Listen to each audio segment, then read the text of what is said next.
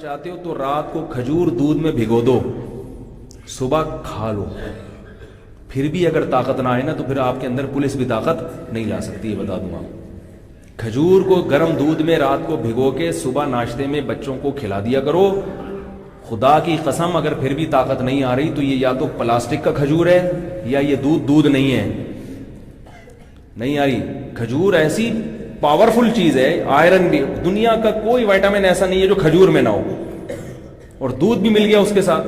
دودھ کا خرچہ اگر نہیں ہے آپ کے پاس، غریب ہو، تو کھجور کو پانی میں بھگو دو، وہ شربت پلا دو صبح بچوں کو، اتنی طاقتور چیز ہے۔ مگر والدین روزے میں افطاری میں کھجوریں زیادہ کھایا کرے، کھجور سے طاقت ملتی ہے، انرجی ملتی ہے، کھجور سے توند نہیں نکلتی، پاور ملتی ہے، جسم کو طاقت ملتی ہے، سارا دن جو کمی ہوئی تھی وہ بھی پوری ہوتی ہے، توند نہیں نکلتی، اس میں فائبر ہوتا ہے، اور نبی نے اس کو پاکیزہ رزق کہا ہے۔ کھجور میں جتنے منرلز ہیں، کہا جاتا ہے کہ کسی اور پھل میں اتنے نہیں ہیں، تو ہمارے نبی نے کہا آپ ساری زندگی کھجور کھائی ہے۔ ہمارے نبی نے جب کچھ بھی نہیں ہوتا تھا تو کھجور ہوتا تھا، 40 دن کھجور اور پانی پہ چلتے تھے نبی صلی اللہ علیہ وسلم، پھر بھی کیسی بہترین صحت تھی کہ نہیں تھی؟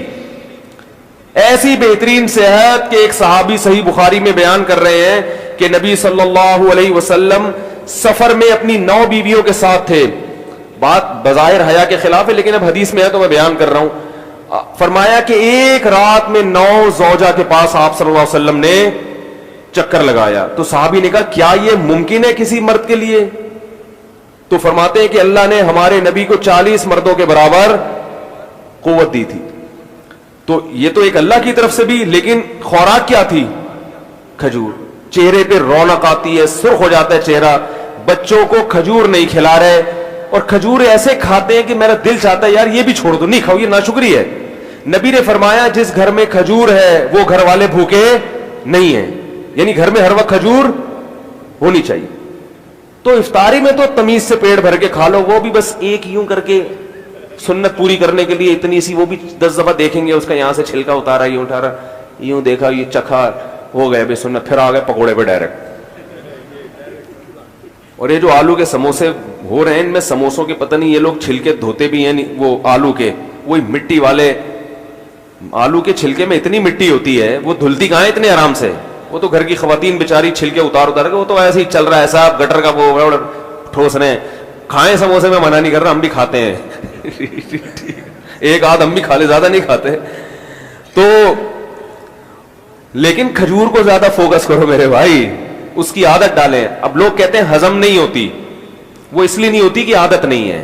جب عادت ڈالیں گے، ایک کے بعد 2، 2 کے بعد 3، 3 کے بعد 4، تو میں نے عربوں کو دیکھا ہے پوری پلیٹ بھری ہوئی ہوتی ہے کھجوروں کی، اور کھانا ان کا یہی ہوتا ہے، پورا پلیٹ بھر کے کھا جاتے ہیں، کچھ بھی نہیں ہوتا۔ اور عربوں کی آپ رونق دیکھیں، وہ تو سست ہونے کی وجہ سے فیٹ آ رہا ہے ان میں، ورنہ عرب کی تو خوبصورتی، عرب کی صحت اور دماغ، یہ تو مثالی ہوا کرتا تھا کسی زمانے میں۔ تو نہیں آ رہی بات؟ تو رمضان میں جو ہے نا، گناہوں پہ بھی کنٹرول کرے، اور کس پہ؟ منہ پہ بھی کنٹرول کرے انسان۔ تو کنٹرولنگ پاور کے لیے تبھی تو قرآن کہہ رہا ہے لعلکم تتقون، تاکہ تم میں بچنے کی اور پرہیز کی صلاحیت پیدا ہو جائے۔ تقویٰ کہتے ہیں بچنے کو۔ تو رمضان اللہ نے دیا کیوں؟ تاکہ ہمارے اندر پرہیز، ایوائڈ کرنا مشکل ہے نا، یہ چھوڑ دو، یہ چھوڑ دو، یہ چھوڑو، آدمی کی کیا کیا چھوڑوں میں، تو ایوائڈ کرنے کی تمہارے اندر صلاحیت پیدا ہو جائے۔ اللہ تعالیٰ سمجھنے کی، عمل کی توفیق عطا فرمائے۔ وما علینا الا البلاغ۔